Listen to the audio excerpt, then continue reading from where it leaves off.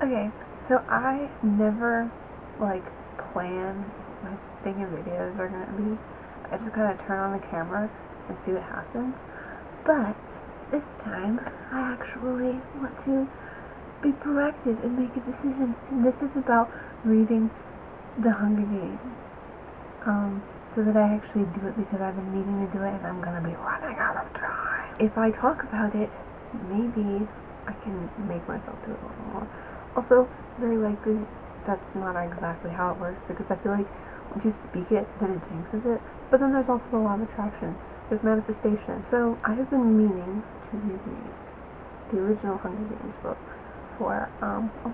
Finally, I have. So I have reread the Hunger Games and Catching Fire, and I annotated. Okay, I didn't annotate. I just underlined stuff that went crazy.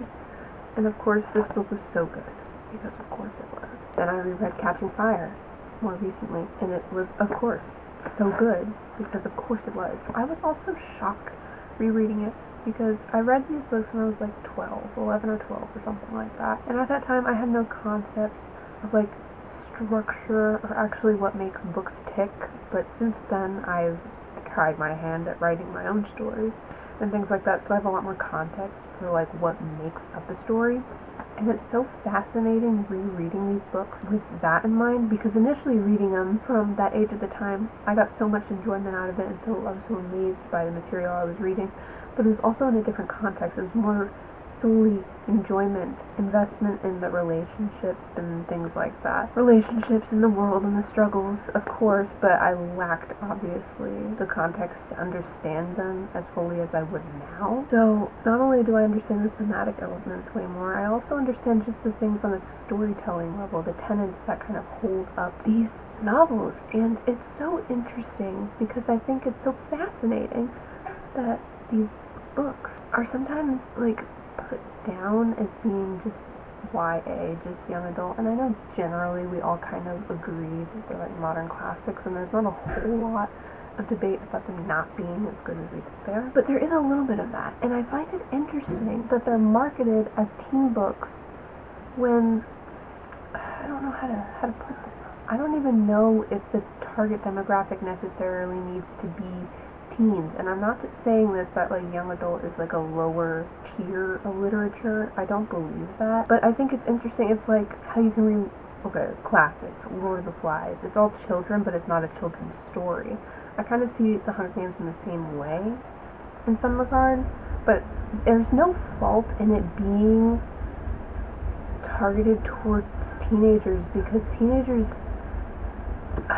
it's a very interesting thing. I'd have to write out my thoughts, I think, before to actually clearly lay out what I'm trying to say. I just think it's fascinating that because these books were published by Scholastic, that they were marketed towards teenagers, there's this sort of complex about them, about their quality. I don't know, that's a whole other topic. And like I said, it's not even, I'm not saying that YA equals lower brow fiction. I don't think that. I think other people sometimes think that. And then at the same time, I don't know if I would even classify it as YA, but it's hard. I think any story, so sorry about all the background noise, it's just really interesting. These books are so good, and like I said, reading it as 12, however old I was at the time, I get a certain level of enjoyment. I'm 5 stars, yay, they're so good. And they are so good for on that level. And they're still 5 stars when I'm rereading them now. And I think that really marks a good story, that it can be enjoyed on so many different levels. That's not even to mention the brilliance.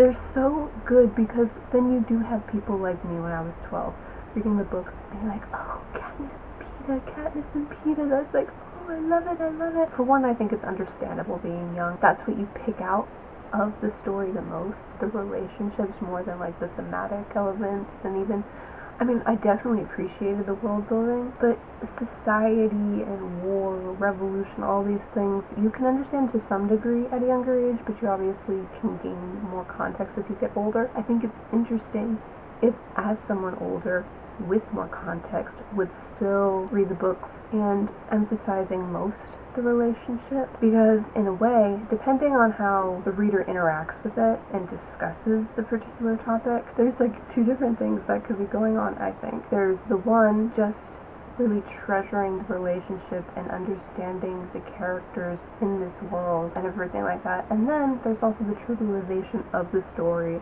making it just about the relationship, because then that puts the reader or the person interacting with the story in the same position as the capital, which I love.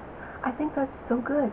That's what I've really loved about The Virgin Suicides by Jeffrey Eugenides. It puts the reader in the voyeuristic position the same way that the group of narrators, the boys discussing the lesbian girls, dissecting them, in what's the word? Imputing? I don't think that's the word. I don't know the word, but inferring meaning in the girls where they're not offering it to them. And I think ultimately, I'm not spoiling the book, but ultimately, with The Virgin Suicide, sorry, this is a bit of a tangent, the mystery of the lesbian girls is the point. We're not supposed to understand all of the things about the lesbians, because we're getting the story from the perspective of these outside narrators that we're kind of grouped into at the same time. I don't know. That's a whole other thing, but I think that's similar with The Hunger Games. Depending on how you interact with the story, it can make the reader be the capital just the same. And maybe you would disagree with that, because like I said, I don't think it's wrong to be invested in a relationship and really care about it, because it is absolutely a huge part of these books. A huge, huge, huge part of these books. And if you took the relationship out of it, they wouldn't be the same books. The sequencing of events and things like that does rely on the relationship between Peeta and Katniss. Obviously, they're not romance books. Not that there's anything wrong with romance books. I don't think there is. But just understanding the story and all the things that come together to make it work. So good. I guess what I was trying to say about the books being YA and any criticisms people might have about perhaps a younger voice, thinking that Katniss is immature or things like that. That's the whole point. Just because a character is young or immature or inexperienced, lacks context for the world, and operates in that way, that doesn't reflect on the writing being bad, the writing itself being immature. I think Suzanne Collins, in writing The Hunger Games, she's so good because she's writing the character as the character sees it. And some people refer to Katniss as an unreliable narrator. I wouldn't personally classify her as such, but also it depends how you look at the idea of unreliable narration. There are unreliable narrators who are telling the story to convince the reader of something different. I don't want to give examples because that gives spoilers to some things, I guess, but there are stories where the narration is specifically the character is in character describing the way things are in a way to mislead the reader. Then there are also unreliable narrators where their own perception of what's going on is perhaps incorrect, and you see the story through that lens. So I guess both of those things could be considered unreliable narration. Of the two, Katniss, if she were going to be defined as such, would definitely, I think, probably be in the latter. I don't think she's purposefully trying to convince the reader of anything. She's just relaying it as she knows it and as she sees it. But I just think that the writing is very good. I love them so much. Both 5 stars. I don't even know if it's possible. Maybe I love them more than I did initially. I was watching Daniel Handler, who is Lemony Snicket, writes under the Lemony Snicket pen name. I saw an interview or talk he did at like Oxford or something, and he was talking about how you never love a book the way you love a book when you're a kid. That is so true. So, I don't know that I necessarily love these books more than I did as a kid, but I love them with more context. There's like more layers to the love. Not necessarily more, but it's deeper. I don't know. I'm currently rereading Mockingjay. I'm not very far. I need to catch up. And I want to finish rereading this, and then I actually have to read The Ballad of Songbirds and Snakes for the first time. I finished Catching Fire within the last month or so. I knew that I wanted to read Mockingjay and The Ballad of Songbirds and Snakes before Sunrise on the Reaping came out, but once I finished Catching Fire, I felt like ill. In a good way. But by the time I finished it, I was like, I can't handle reading. I can't handle like just diving in to Mockingjay, which is kind of shocking to me, because obviously I consumed these stories at 12. I loved them, I devoured them, I ate them up, I would tear through books so much more quickly when I was younger. I guess they didn't have the same effects, and I guess it is a younger, more immature perspective, or like I said, lacking context. I'm talking about context constantly, but I think it's very important to recognize when you're like as you grow up and reading stories and things like that. It's like people who will read Catcher in the Rye at all different times in their life, and they can hate it, they can love it. I mean, as it's for a lot of teenagers, resonates very deeply. A lot of people just think the character is very annoying. Sometimes as you get older, it's like kind of the same thing I'm talking about, because just because a character is obnoxious doesn't mean the writing is bad. It means that's the character, and the character is acting truly of themselves. I love the Catcher in the Rye. Sorry, I know Holden Caulfield, a little 16-year-old Holden Caulfield who hates the world, a little misanthrope. Obviously, he's whiny, but he's a child. He's a child, and he's coming to realize the things that a lot of people do come to realize, and a lot of teenagers are annoying. A lot of people just in general are annoying, and it's not, I don't think that's fair. To begin to see a world more for what it is, and being distressed by it, I think people should be allowed to do that. Even 16-year-old fictional Holden Caulfield. Sorry. I should reread that book again, because maybe my mind would change, because I was, I think, a teenager when I read it. Anyway, yada yada yada. So I couldn't go straight from Catching Fire into Mockingjay, because I was like, it was too much. I was just overwhelmed.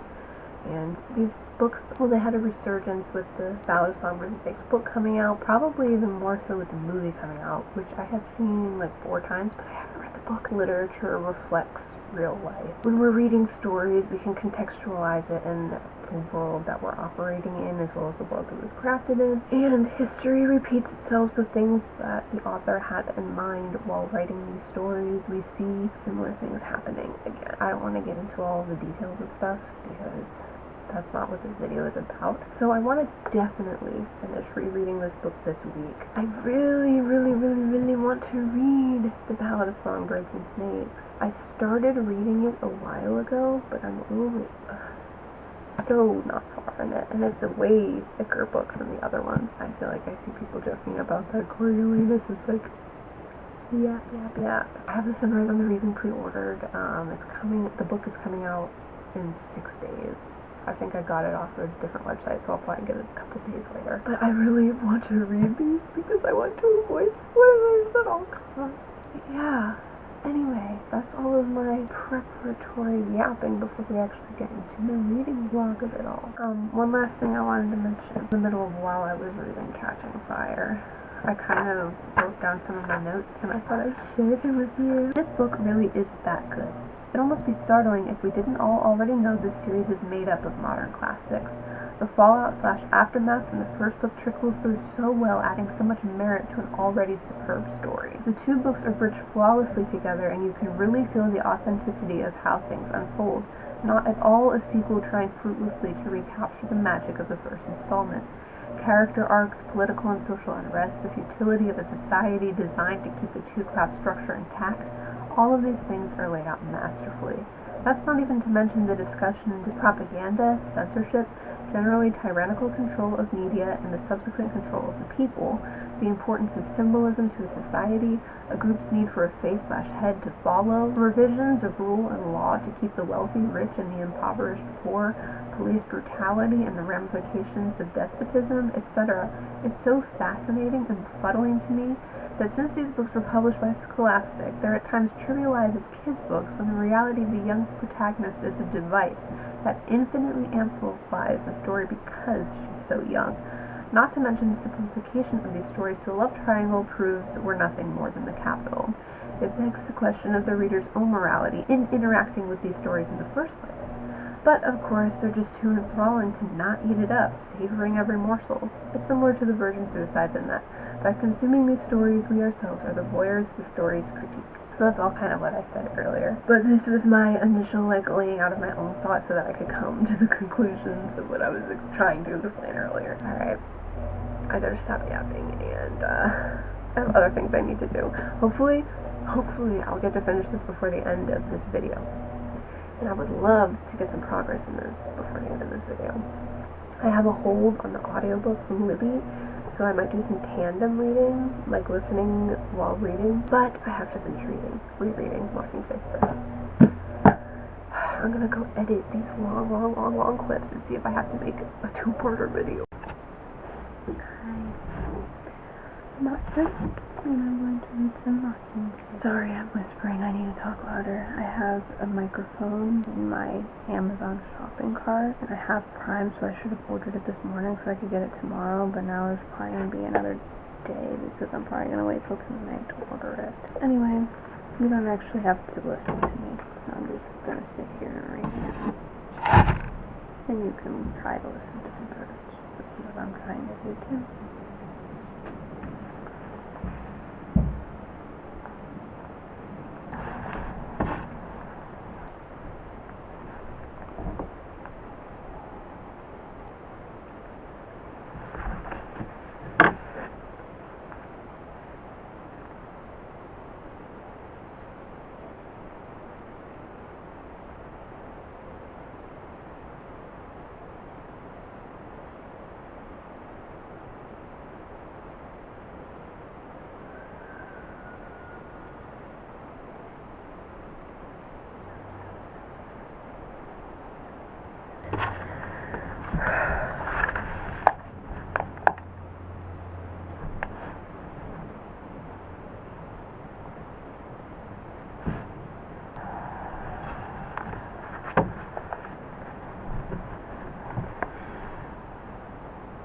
I don't know if you can read this. It's a long clip and I'm using up storage, so I'm going to cut it, but I'm going to keep reading. I don't have my phone out here, so I can't look this up, but there's Olivia Cardew, or how do you say her name? But isn't there Olivia Cardew in the Ballad of Songbirds and Snakes?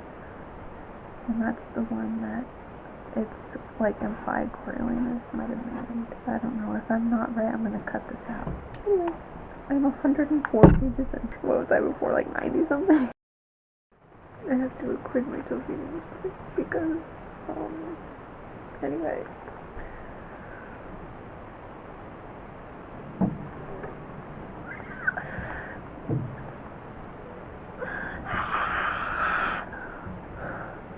This is Peter's second televised appearance, if you know, you know.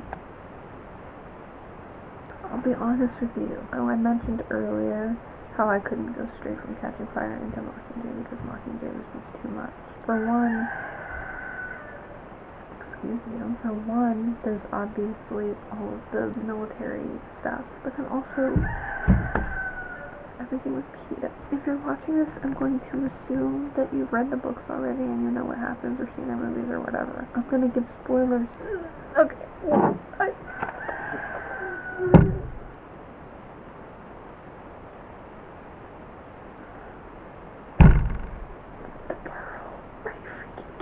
I know I did all that yapping about making these books about the relationship, but I'm sorry. Everlark will always live in my heart. Shut the front door.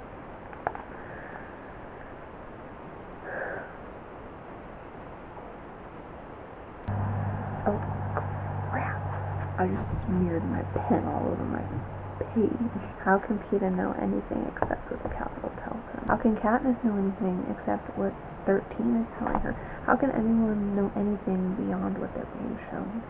And who is in charge of showing what to who? And why do we trust that these are reliable sources that are feeding us this information?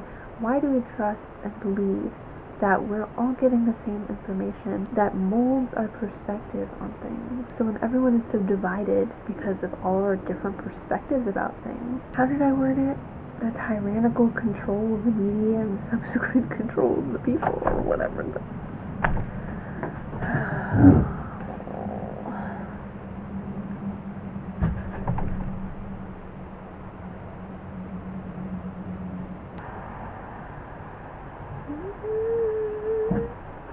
The girls are fighting.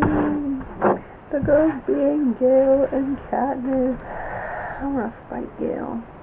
But also Gale's just a guy. He's just a kid the same. But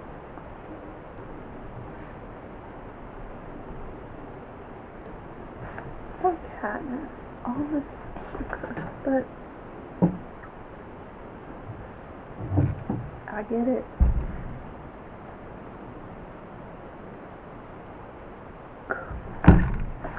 Oh my god. Everyone was afraid that seeing Peter's papa would make you sick. Freaking kill this guy. Sorry. No, I won't. They were right. It did. But not quite as sick as you lying to me for coin. At that moment, his communicuff starts beeping. There she is. Better run. You have things to tell her.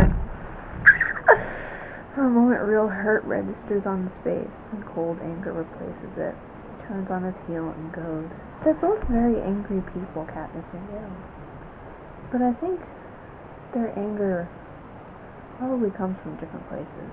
Like, if you want to talk from an Enneagram perspective, Katniss is definitely a 6. And I wonder if Gale is an 8, to be honest. An 8 would be 9, for sure. But I don't know. I mean, he could be an 8. This is so sad. You know, as much as I do love the movies, for the most part, I do see them as very separate from the books.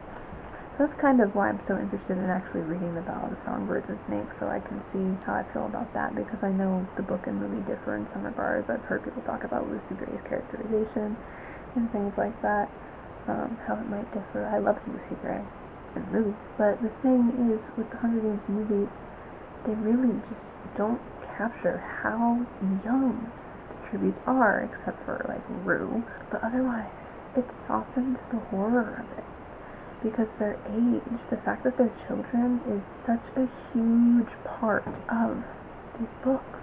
It's one of the biggest themes, the most prominent, most important core facets, principles, whatever, of this series. It's the whole point. Katniss's character arc in the earliest scenes with her and Gale talking about Katniss saying that she'll never have kids because it's not a safe world to have them.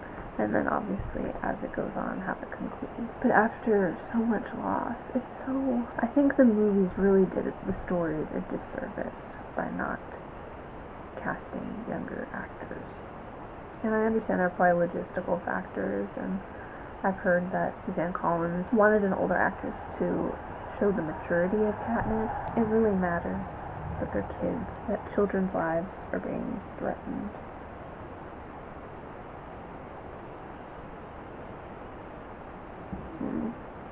Now I feel sick.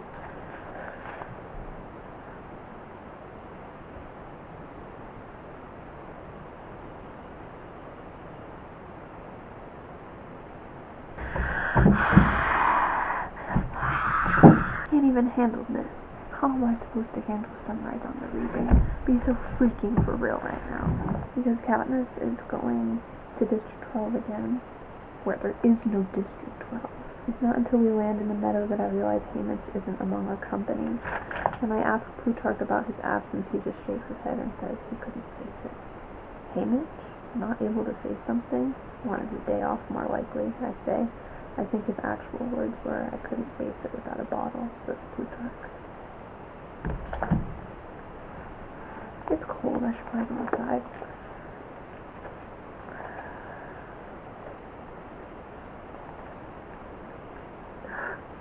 I'm gonna read a little more.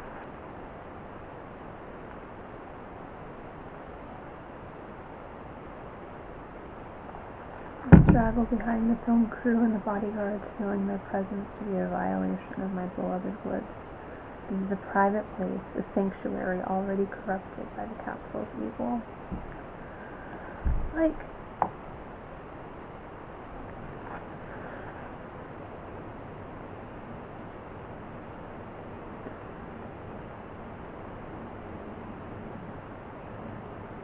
oh my god. Oh my god. Lucy Gray. Oh my gosh, it's dark. Okay, I really do have to go inside. But Lucy Gray does live on. Even though it's kind of like what I said with the Lisbon Girls and the Virgin Suicides, how the whole point of the book is we're not supposed to understand what happens with the Lisbons, why things happen, because it's not really their story, because they're not the ones telling it. It's kind of the same with Lucy Gray, but she still lives on in her music, and I think that's what matters. Oh my god. Okay, it's dark, but I still have to talk about this. Okay. Maybe I'll go to the other side. Hold on. That's probably worse. In the stillness, I remember the scene.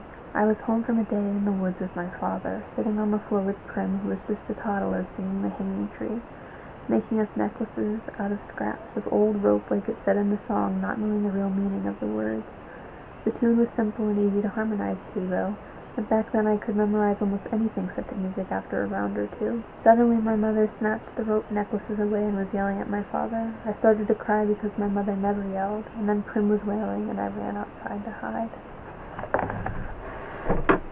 Because obviously there was Maisley Donna and Mrs. Abernathy. They were friends. Not that that necessarily ties into this particular thing, but there's so much about Mrs. Abernathy that, I don't know, we obviously don't know. It's very interesting rereading this and understanding that Katniss's father was at least part of the scene, I believe, and if not that, Covey, maybe. That's what some people theorize. Whereas Mrs. Abernathy, that's not even her name, Mrs. Everdeen. I've been saying her name wrong this whole time. The parallels with Peeta and Katniss, and with Mrs. Everdeen being of the townspeople, I can't remember what they call that. Oh my god. And all the birds, the symbolism of birds is crazy. Okay, I need to shut up. Please ignore my hair, I just brushed my bangs in the sink. But my Valor Thunder Disney old Armorby Gander, so I borrowed it, but I'm still not that far in Mockingjay. Okay, you can't even see how far I am. Not that much further than yesterday, or 2 days ago, or whatever. So I will lock in. I'm gonna see if I can finish reading today. We'll see. I'm a slow reader, but we'll see. I'm going to capitalize on all my free time and not play any Stardew Valley. It'll be hard. Okay. What the heck? Hold on. So far today, I've read like 2 pages, but I did load the microphone. It'll be here in 2 days. And sometimes when the review comes out, I've been working on my novel, but I haven't been working on it many months. Tell me why I only want to work on it when I need to be working on other stuff. Okay, talk more later. I feel ill.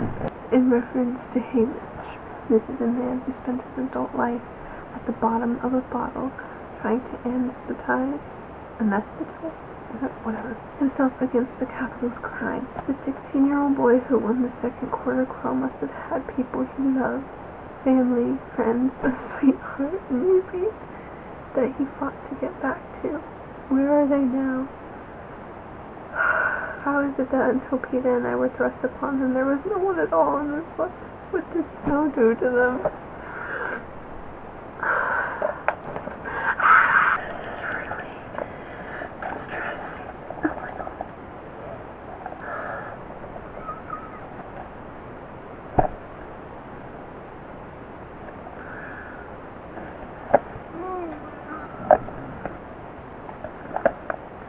My lips are just forming his name when his fingers lock around my throat.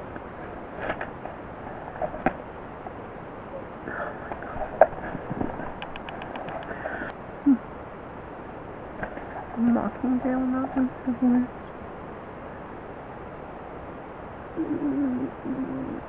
No.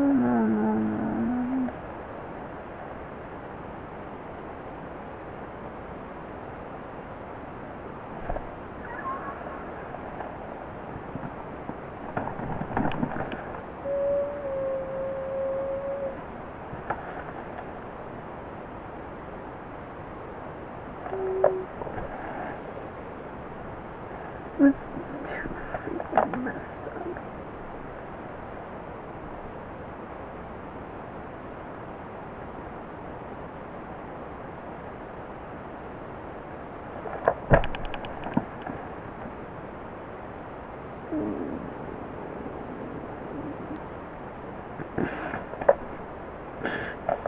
this. I felt a little guilty about it, stealing Gale away from you so much, beauty and it. Since I spent most of my time in 13 disoriented, worried, angry, being remade, or hospitalized, I can't say Gale's absence of inconvenience me.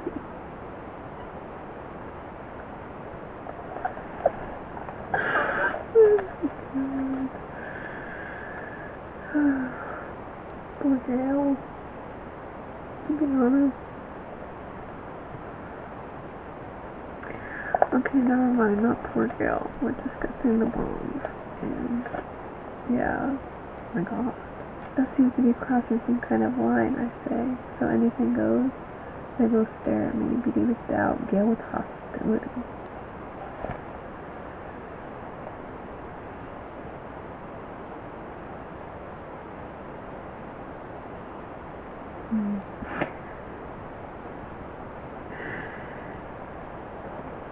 To hear Dally describe it, I had next to no friends because I intimidated people by being so exceptional. Not true. I had next to no friends because I wasn't friendly. Same, girl.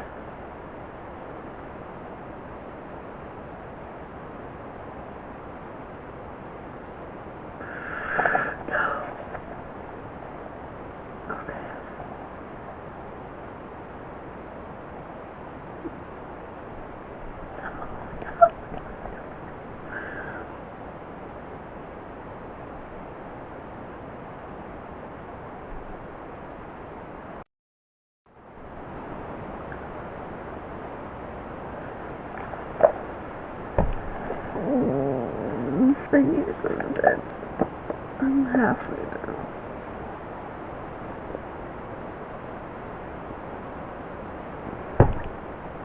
Okay. Oh my god, I'm being freaking blinded by this place. So the microphone doesn't work. I don't know. I guess I'll find out when I edit this. I know I'm crazy right now. It's like 10 o'clock. I know it's mockingjay cramming time because I need to lock the freak in and finish it. I'm a little more than halfway through the day. As I've been reading, I've been recalling the depressive state I operated in at least a day or two after first finishing my book. And I don't know if I'm prepared. Okay, I thought I could just plug this microphone into the freaking camera because there is a thing on the camera that says mic in, but it didn't want to work, as you could just tell from the last clip. So instead, I've plugged this into my phone and I'm recording on my phone, so I have an audio file that I will have to try to overlap with this video and make it look normal. So yeah, anyway, now that I spent a bunch of time trying to figure that out, I'm actually going to get to actually reading. Now it's 10:34 p.m. and I have to be up at a reasonable hour tomorrow. And 10:34 is not that late, but 10:34 is probably when I would normally go to bed. And this is when my night of staying up and reading is just beginning. So wish me luck.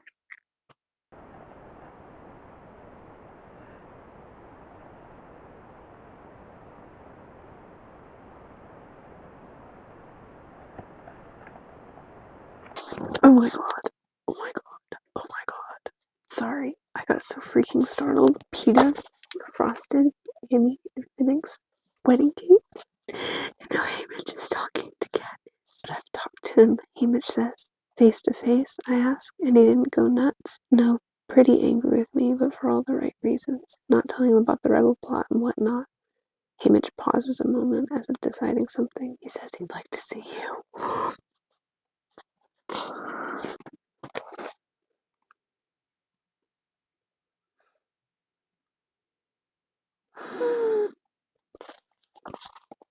Oh my god, I'm scared. Those blue eyes lock on me instantly. He's got 3 restraints on each arm and a tube that can dispense a knockout drug, just in case he loses control. He doesn't fight to free himself, though, only observes me with the wary look of someone who still hasn't ruled out that he's in the presence of a mutt. Sorry, oh my god. Sorry.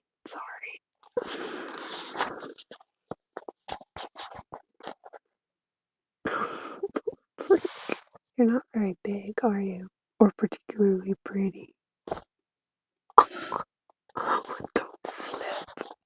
Peter, get out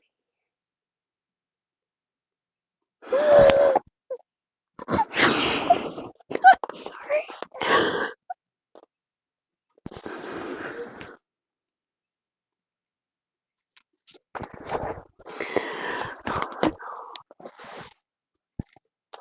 Shut the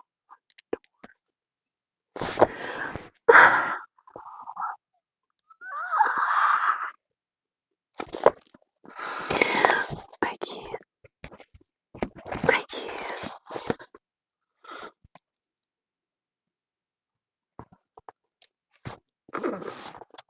This man. Boy. Oh,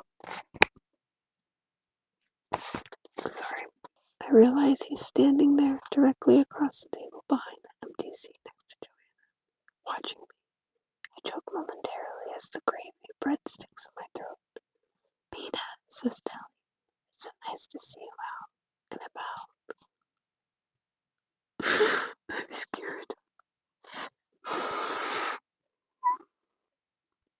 What the? I cannot go around freaking defending Gale. Because what the flip? Gale says, I didn't expect that. I told you he hated me. I say, it's the way he hates you. It's so familiar. I used to feel like that, he admits, when I'd watch you kissing him on the screen. Only I knew I wasn't being entirely fair. He can't see that. Okay. Whatever. What is it? Like, self-awareness doesn't absolve you. Okay, I just finished part 2, so I'm 2/3 of the way through, but I'm so freaking exhausted I have to go to sleep. Maybe I'll finish it tomorrow. But that's crazy. Now Pete is with them. Oh my god. Okay, talk more tomorrow. Good night. Oh my god. Okay, I thought the book was coming out tomorrow, and I thought I'd be getting it a couple days late. But I think this might be it. Okay. Ow! Freaking hell. Because they only use these for new books. Thrift Books uses poly envelopes for their used books. I would know because they have like a rewards program. They have like 4 tiers of buyers. I'm in the top tier because I buy so freaking much. But I buy it used, so I feel better about it. Unless, did I buy anything else? I don't think so. Oh my god. Oh my god. Oh my god.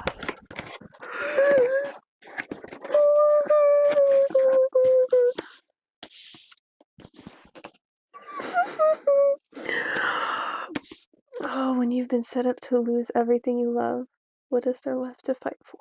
Okay, I know what I'm gonna do today. What I'm gonna do today, here's the new plan. The new plan is this. Finish Mockingjay. Finish that, completely nix the Ballad of Songbirds and Snakes because I don't actually need to read that in order to read this. But I do need to finish reading Mockingjay because in the last couple of days I've seen people talking on Twitter about the geese.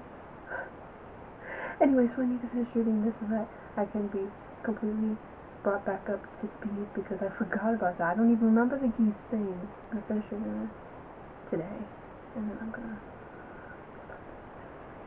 Oh my god! Oh my god!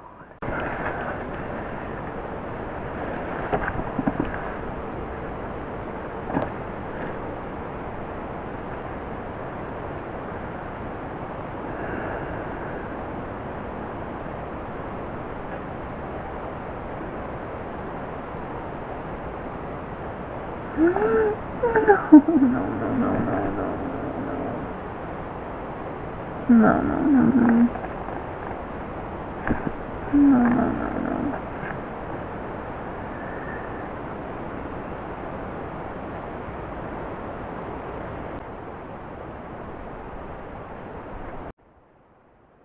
I'm just turning this on to be prepared because this is about to get gnarly.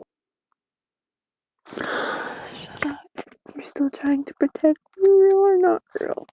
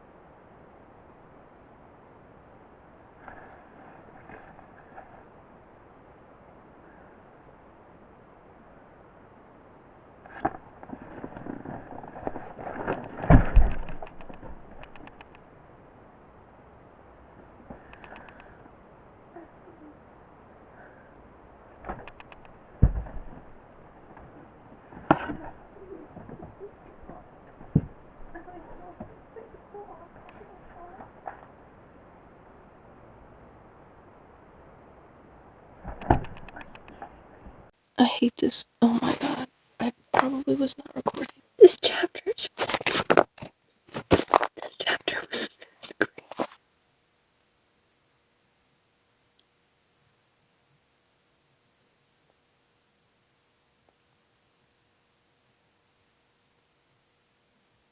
oh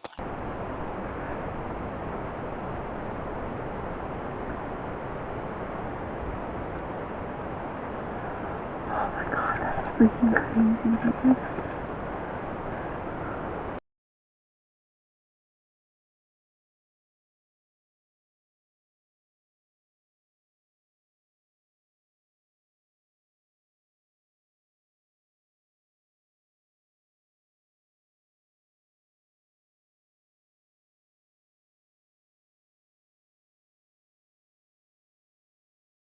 You made me keep busy again. Peter bakes. I hunt Hamish drinks until the liquor runs out, and then raises geese until the next train arrives.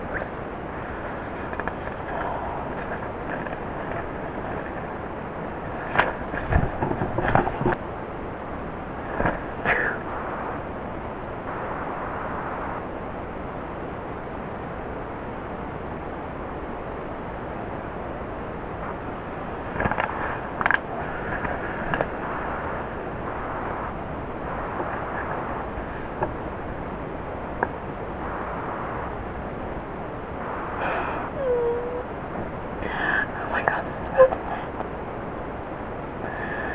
Oh my god.